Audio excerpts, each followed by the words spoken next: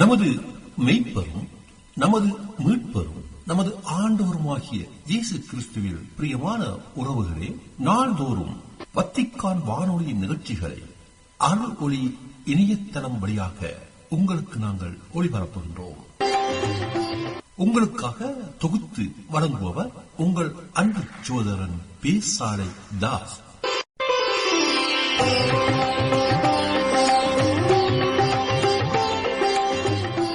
லௌதேத்தூர் இயேசுஸ் கிறிஸ்துஸ்.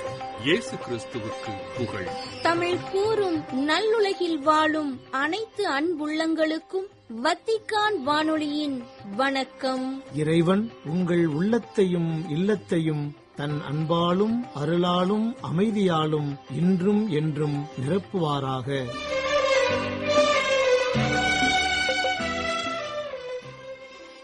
அன்பு நேயர்களே, வத்திக்கான் வானொலி இன்று உங்களுக்கு வழங்க இருப்பவை தடம் தந்த தகைமை, நேர்காணல் மற்றும் செய்திகள்.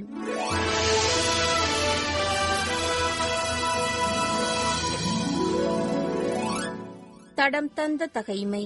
யோவாபின் தலைமையில் போரிட்ட இஸ்ரவேலர்.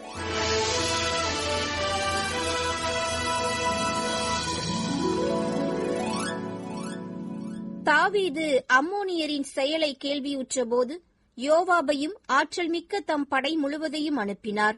அம்மோனியர் புறப்பட்டு வந்து நகர வாயிலில் அணிவகுத்து நின்றனர். அவர்களுக்கு உதவியாக வந்த மன்னர்கள் திறந்த வெளியில் அணிவகுத்து நின்றனர். யோவாபு தமக்கு முன்னும் பின்னும் பகைவர் படை தாக்கவிருப்பதை கண்டபோது இஸ்ரேல் அனைத்திலும் ஆற்றல் மிகு வீரர்களை தேர்ந்தெடுத்து அவர்களை சிரியருக்கு எதிராக அணிவகுத்து நிறுத்தினார். மற்ற படை வீரரை தம் சகோதரன் அபிசாயின் தலைமையில் அம்மோனியருக்கு எதிராக அணிவகுத்து நிறுத்தினார். யோவாகு அவனை நோக்கி, சிரியர் என்னை விட ஆற்றல் மிக்கவராயிருந்தால் நீ எனக்கு உதவியாக வரவேண்டும்.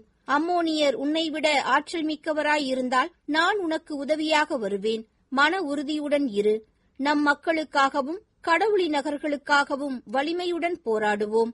ஆண்டவர் தமக்கு நலமாய் தோன்றுவதை செய்வாராக என்றார்.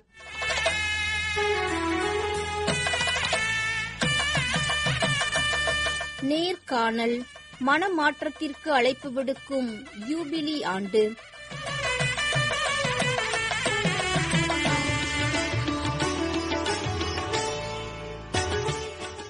நமது வாழ்க்கை பயணத்தில் கடவுள் நமக்கு அளிக்க இருக்கும் சிறப்பான கொடையை விரும்பி கேட்டு பெற்றுக்கொள்ளவும், நமது பழைய பாவ இயல்பை துறந்து புதிய வாழ்வை கடவுளில் மீண்டும் தொடங்குவதற்கும் கொடுக்கப்பட்ட ஆண்டே இந்த யூபிலி ஆண்டு. இந்த எதிர்நோக்கின் திருப்பயணிகள் ஆண்டில் இறைவனை நோக்கிய பயணத்தின் திருப்பயணிகளாக நாம் அவர் முன் நிற்கின்றோம். எதிர்நோக்கு என்பது நம்மை பொறுத்தது அல்ல, மாறாக அது கடவுளின் அரசை பொறுத்தது. எதிர்நோக்கு என்னும் இறையியல் பண்பானது லத்தீன் மொழியில் விர்த்துஸ் என்று பொருள்படுகின்றது. அது ஒருவரிடம் இருக்கின்றது மற்றவரிடம் இல்லை என்று கூறும் பழக்க வழக்கமும் பண்பு நலனோ அல்ல. மாறாக எதிர்நோக்கு என்பது இறைவனிடமிருந்து வரக்கூடிய ஓர் ஆற்றல், நாம் கேட்டு பெற வேண்டிய ஆற்றல் என்று வலியுறுத்தும் திருத்தந்தை பிரான்சிஸ் அவர்களின் வார்த்தைகளுக்கிணங்க இந்த எதிர்நோக்கின் திருப்பயணிகள் ஆண்டு நமக்கு விடுக்கும் செய்திகளை நம்முடன் பகிர்ந்து கொள்ள இருப்பவர் அருள்பணி ராஜேஷ் ரவி. நியூயார்க் உயர் மறைமாவட்டத்தைச் சார்ந்த அருள் தந்தை ராஜேஷ் ரவி அவர்கள் நியூயார்க்கின் குயின்ஸில் உள்ள புனித ஜான்ஸ் பல்கலைக்கழகத்தில் தனது கல்லூரி படிப்பை முடித்துள்ளார். மேலும் நியூயார்க்கில் உள்ள புனித ஜோசப் குறுமடத்தில் இறையியல் படிப்பை பயின்றுள்ள தந்தை அவர்களை மனமாற்றத்திற்கு அழைப்பு விடுக்கும் யூபிலி ஆண்டு பற்றிய கருத்துக்களை பகிர்ந்து கொள்ள எம் வத்திக்கான் வானொலி நேயர்கள் சார்பில் அன்புடன் அழைக்கின்றோம்.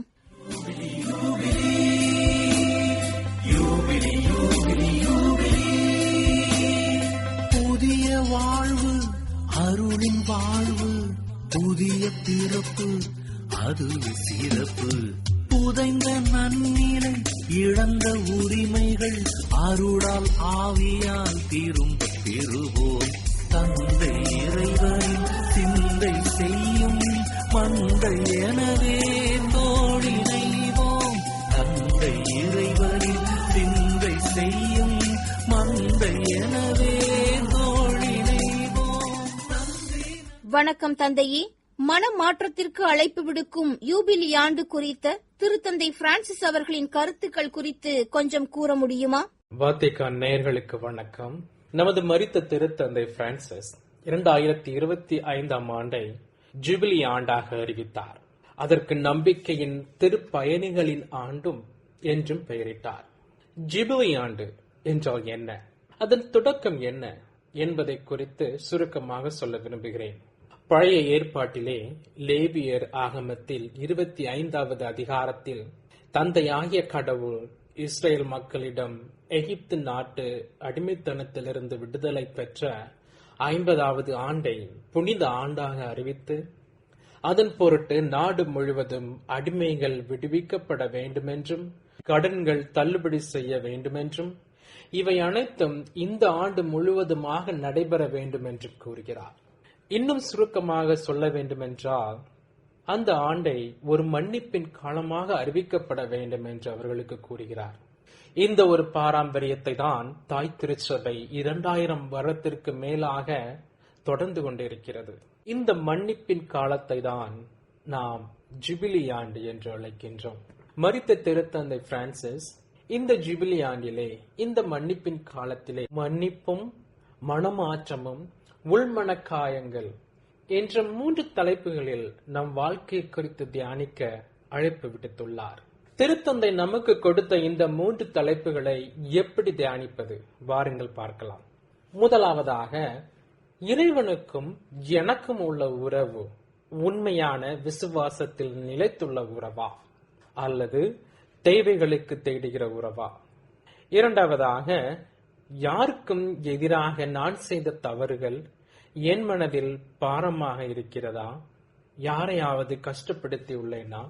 மூன்றாவதாக, யாருக்காவது மன்னிப்பு கொடுக்க முடியாமல் அவர்கள் செய்த குற்றங்களையும் எனக்கு எதிரே அவர்கள் செய்த தவறுகளையும் நினைத்து வேதனையோடு வாழ்கின்றேனா? இறை இயேசுவில் பிரியமான வத்திக்கான் நேயர்களே, தாய் திருச்சபை புனிதர்களை அறிவிப்பதின் ஒரு காரணம், அவர்களும் நம்மைப் போலவே போராட்டம் நிறைந்த வாழ்க்கையில் வாழ்ந்து நம்பிக்கையோடு விசுவாசத்தின் பயணிகளாக பயணித்து நாமும் நமது அன்றாட வாழ்வில் அவர்களைப் போல திருப்பயணிகளாக வாழ முடியும் என்பதை காட்டத்தான். நமது அன்றாட வாழ்வில் உண்மையான விசுவாசியாக பயணிப்பது மிகவும் கடினமாக இருந்தாலும் உயிர்த்த இயேசுவோடு இணைந்து புனித ராயப்பர் கூறியது போல, ஆண்டவரே, உயிர் தரும் வார்த்தைகள் உம்மிடமே உள்ளன, யாரிடம் சொல்வோம் இறைவா என்று யோவான் நற்செய்தியில் 6வது அதிகாரம் 68வது இறை வாக்கியங்களில் கூறியது போல, நாமும் ஆண்டவரை நோக்கி, ஆண்டவரே, நாங்கள் யாரிடம் செல்வோம்? என் வாழ்வில் மகிழ்ச்சியும் சந்தோஷமும் நிம்மதியும் நீரே ஆண்டவரே என்று பற்றிக் கொள்வோமானால், நாமும் விசுவாசத்தின் பயணிகளாக நம்பிக்கையோடு நம் வாழ்வில் வாழ முடியும். இந்த யூபிலி ஆண்டில் திருவருள் அடையாளங்களுக்கு நாம் கொடுக்க வேண்டிய முக்கியத்துவம் பற்றி கொஞ்சம் எடுத்துரையுங்களேன். இந்த தேடுதலை, இந்த விசுவாசத்தின் பயணத்தை தினசரி நம் வாழ்வில் நடப்பது எப்படி என்று பார்ப்போம். கத்தோலிக்க திருச்சபையில் ஆன்மீகத்தின் அடித்தளமாகவும் எல்லா புனிதர்களுக்கும் அவர்களது நம்பிக்கையின் தூணாகவும் விசுவாசத்தில் ஏற்பட்ட போராட்டங்களில் அவர்களுக்கு கேடயமாகவும் இருந்த 3 வழிகளை குறித்து காண்போம். முதலாவதாக, நற்கருணை. நமக்காக கொடூரமான சிலுவை மரணத்தை ஏற்று மரித்து உயிர்த்தெழுந்த இயேசு நமக்காக வீற்றிருக்கும் இடம்தான் நற்கருணை. அப்பத்தின் வடிவில் உடலோடும் ஆன்மாவோடும் நமக்காக வீற்றிருக்கின்றார். அன்பிற்குரியவர்களே, ஒரு நாளைக்கு குறைந்தது ஒரு 15 நிமிடங்களாவது அவரை சந்தித்து நமது போராட்டங்களை எடுத்துச் சென்று, நீர் மட்டுமே இறைவா, எனது விசுவாசமும் நம்பிக்கையும் என்று சிலுவையில் அறைபட்ட அந்த பாதங்களை பற்றிக் கொள்வது. இரண்டாவதாக, பாவ மன்னிப்பு. இரக்கத்தின் கடவுள் நமக்காக ஏற்படுத்திய திருவருட்சாதனம் பாவ மன்னிப்பு. இறைவனது முழுமையான ஆசீரை பெற தடையாக இருப்பவை நம் பாவங்கள். செய்த பாவங்களுக்காக மன்னிப்பு வேண்டி இறைவனது அன்பிற்கும் ஆசிருக்கும் தகுதி உடையவர்களாய் நம்மை தயாரிப்பதுதான் பாவ மன்னிப்பு திருவருட்சாதனம். குறைந்தது மாதத்திற்கு ஒரு முறையாவது பாவ மன்னிப்பு திருவருட்சாதனம் பெற வேண்டும். ஊதாரி மைந்தனைப் போல, இறைவா, உன்னை விட்டு பிரிந்ததால் எல்லாம் இழந்தவளாய் நிற்கின்றேன் என்று தந்தையை பற்றி பிடித்துக் கொள்வதுதான் இந்த திருவருட்சாதனம். திருப்பலியில் நாம் எப்படி பங்கேற்க வேண்டும் என யூபிலி ஆண்டு நமக்கு அழைப்பு விடுக்கின்றது என்பது குறித்து பகிர்ந்து கொள்ள முடியுமா? மிகவும் முக்கியமான ஆன்மீகத்தின் அடித்தளம் திருப்பலி. இயேசு கிறிஸ்துவால் ஏற்படுத்தப்பட்ட பலி, கல்வாரியில் நமக்காக பலியான இயேசுவின் திருப்பலி, நம் வாழ்வு நிறைவு பெற, நம் உறவு நலமாக, நம் பாவங்கள் மன்னிப்பு பெற, நம் மனக்காயங்கள் ஆற நமக்காக சிந்திய இரத்தத்தின் பலி. எல்லா ஜெபங்களுக்கும் உயர்ந்த ஜெபம் திருப்பலி.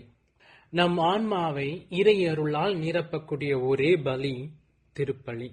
2000 வருடங்களாக விண்ணோராலும் மண்ணோராலும் சேர்ந்து நடத்தக்கூடிய ஒரே பலி திருப்பலி.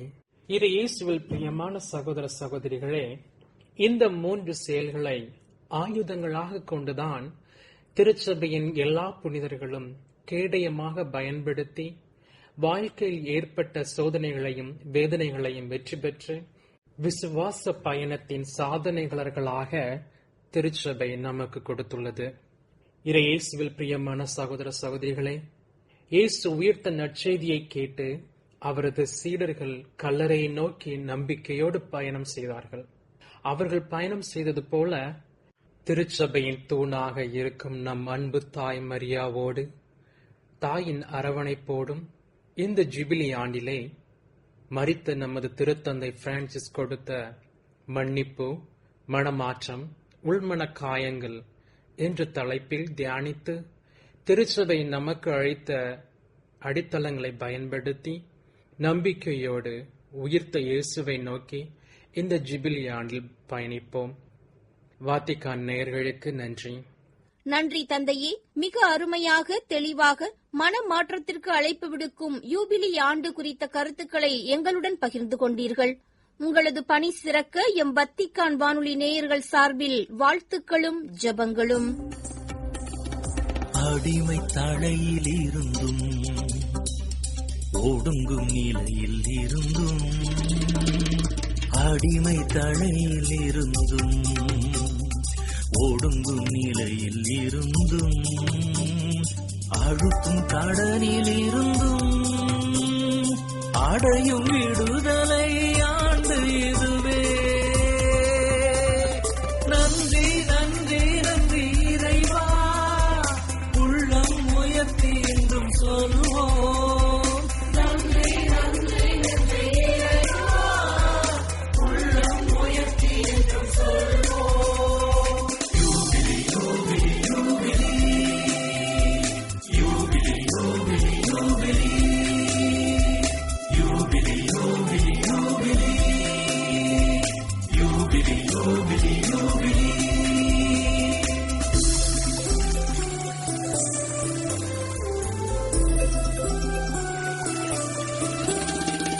பசும்புல் வெளியில் இளைப்பை ஆற்றி ஆயன் மடியில் ஓய்ந்தே இருப்போம். பசும்புல் வெளியில் இளைப்பை ஆற்றி நல்லாயன் மடியில் ஓய்ந்தே இருப்போம். கடந்தவைகளை ஆய்ந்து பார்ப்போம், இழந்தவைகளை மீட்டே எடுப்போம். கடந்தவைகளை ஆய்ந்து பார்ப்போம், இழந்தவைகளை மீட்டே எடுப்போம். நடத்தி வந்த இறைவன் கரங்கள் இறுக்கமாக பற்றிக் கொள்வோம். நடந்து வந்த மாந்தரோடும் உவந்து இனிய வந்து கொள்வோம்.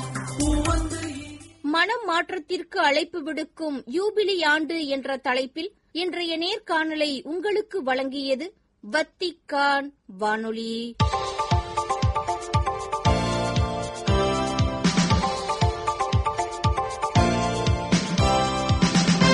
செய்திகள்.